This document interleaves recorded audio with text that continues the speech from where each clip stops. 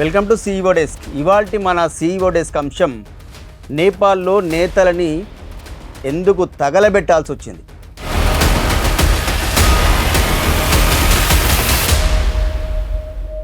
నేపాల్ ఒకప్పుడు హిందూ దేశం, ఆ తర్వాత కమ్యూనిస్టులు ఏలిన రాజ్యం.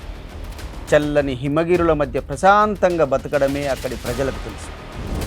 కానీ ఆ ప్రజలు రగిలిపోయారు, రాజ్యానికి వ్యతిరేకంగా రోడ్డెక్కారు, ప్రభుత్వాన్ని స్తంభింపజేశారు, మంత్రులను రోడ్లపై ఉరికించుకుంటూ దాడులు చేశారు, సుప్రీంకోర్టుకు నిప్పు పెట్టారు, పార్లమెంటును తగలబెట్టారు. నేపాల్ యువత కోపాగ్నిలో ప్రభుత్వం భస్మమైపోయింది. నేపాల్ ప్రజలు ఎందుకింతగా ఆందోళనలు చేపట్టారు?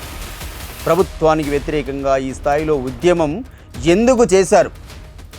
రాచరికాన్ని కాదని ఏరికోరి తెచ్చుకున్న ప్రజాస్వామ్య ప్రభుత్వాన్ని ఎందుకు ప్రశ్నించారు? పట్టుబట్టి మరీ ఎందుకు దించేశారు? అసలు నేపాల్లో ఏం జరుగుతుంది?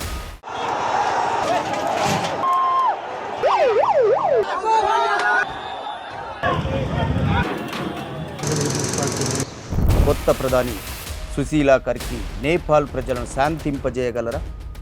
ఆమె ముందున్న తక్షణ కర్తవ్యం ఏంటి?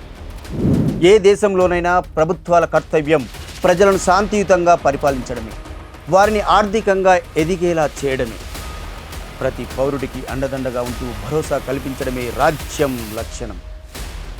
కానీ కొన్నిసార్లు పాలకులు తీసుకునే నిర్ణయాలు వారికే శాపంగా మారుతాయి. ప్రజలను అణిచివేయాలనే ఆలోచనలు భూమ్రాంగా అవుతాయి. ఇప్పుడు నేపాల్లో అదే జరిగింది. రాచరిక పాలన తర్వాత ఏర్పడ్డ సెక్యులర్ నేపాల్లో అవినీతి అంతు లేకుండా పెరిగిపోయిందనేది 100% నిజం. మంత్రులు, అధికారులు విలాసాల పేర్లతో ప్రజలకు నరకం చూపించారనేది కఠోర సత్యం. సోషల్ మీడియా పుణ్యమా అని వీరు చేసిన ఆగ్రహాలు, వీరి వారసుల విలాసాలు ఎప్పటికప్పుడు ప్రజలు చూశారు.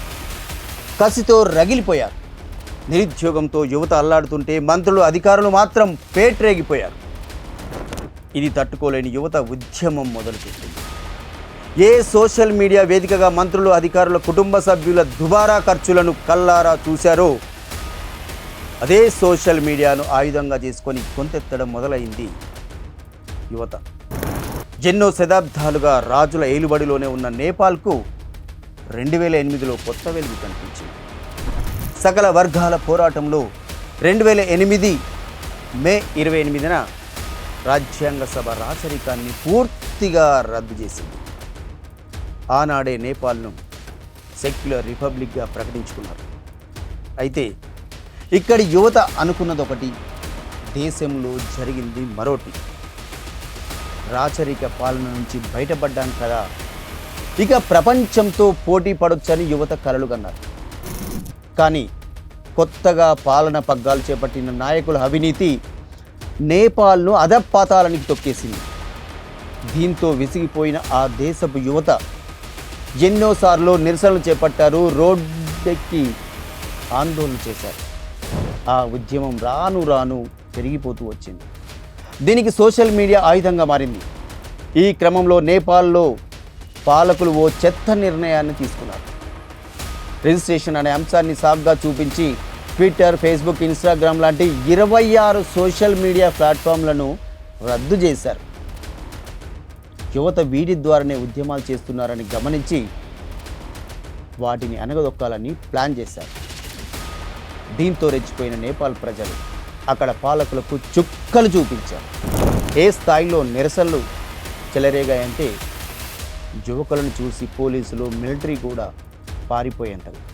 అవును, నేపాల్లో కనీ విని ఎరగని స్థాయిలో అల్లర్లు చెలరేగాయి. పోలీసు, మిలిటరీ వాహనాలు కనిపిస్తే రాళ్లతో దాడులు చేస్తూ వెంటబడ్డారు యువకులు. అడ్డొచ్చిన వారిని చితగొట్టారు. అధికారులను, మంత్రులను పరుగులు పెట్టించారు.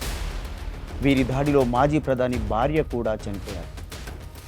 సోషల్ మీడియాపై నిషేధంతోనే ఈ గొడవ మొదలైందనుకుంటే పొరపాటు. దీనికి ఆజ్యం పోసిన అంశాలు చాలానే ఉన్నాయి. ఎప్పటి నుంచో ఆ దేశ ప్రజల్లో గూడు కట్టుకున్న ఆక్రోశం వెళ్ళగక్కేందుకు ఇదొక ఆయుధంగా మార్చుకున్నారు. జేఎన్జీ ఆందోళనతో ప్రధాని కేపీ శర్మ ఓలీ రాజీనామా చేసి విదేశాలకు పారిపోయారు. అంతకుముందే చాలామంది మంత్రులు తలా దేశం వెళ్ళిపోయారు. అక్కడ పాలనా వ్యవహారాలను చూసేవారే లేకుండా పోయారు. అంటే ఓ రకంగా నేపాల్ మొత్తం యువత చేతుల్లోకి వెళ్ళిపోయిందన్నమాట. ప్రధాని రాజీనామా తర్వాత కూడా నిరసనలు ఆగలేదు సరికదా, మరింతగా ముదిరాయి. ఈ క్రమంలో కర్ఫ్యూ విధించి ప్రజలను కంట్రోల్ చేసే ప్రయత్నాలు చేశారు. దేశంలోని మేధావులు యువతను సముదాయించే ప్రయత్నం చేశారు. ఈ క్రమంలో తాత్కాలిక ప్రధానిగా బాధ్యతలు స్వీకరించిన సుశీలా కార్కి నేపాల్ని గాడిలో పెడతారా? ఎన్నడూ లేని స్థాయిలో అల్లలతో అట్టుడికిపోతున్న నేపాల్ను తిరిగి సాధారణ స్థితికి తీసుకురావాలంటే మాటలేం కాదు, దానికి ఎంతో అనుభవం కావాలి. అందరినీ కలిగిపోయే దూరదృష్టి ఉండాలి. అన్నింటికీ మించి నీతివంతమైన చరిత్ర కావాలి. ఈ లక్షణాలన్నీ సుశీలా కర్కిలో ఉన్నాయా? 74 ఏళ్ల సుశీలా కర్కి నేపాల్ తొలి మహిళా ప్రధాని. అంతేకాదు, ఆమె ఆ దేశ సుప్రీంకోర్టు ప్రధాన న్యాయమూర్తిగా కూడా పనిచేశారు. నేపాల్ తొలి మహిళా చీఫ్ జస్టిస్ కూడా ఆమె.